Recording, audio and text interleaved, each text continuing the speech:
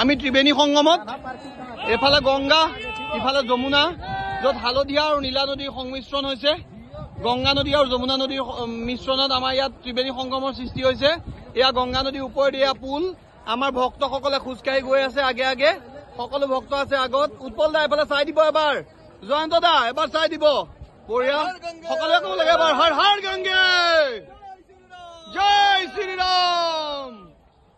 এয়া চাৰিফালৰ পৰিৱেশ সূৰ্যই খুব সুন্দৰকৈ নিজৰ প্ৰকাশেৰে গংগা মাক জিলিকাই তুলিছে যমুনা মাক জিলিকাই তুলিছে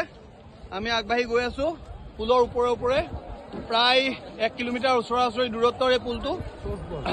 খুব সুন্দৰকৈ সাজু কৰি ৰখা হৈছে এই মহাকুম্ভ মেলাৰ বাবে মাজে মাজে পাৰ হ'ব পৰাকৈ মানুহ পাৰ হ'ব পৰাকৈ 8 নম্বৰ 9 নম্বৰ 1 নম্বৰ 2 নম্বৰ আমি 9 নম্বৰ পুলেদি পাৰ হৈছো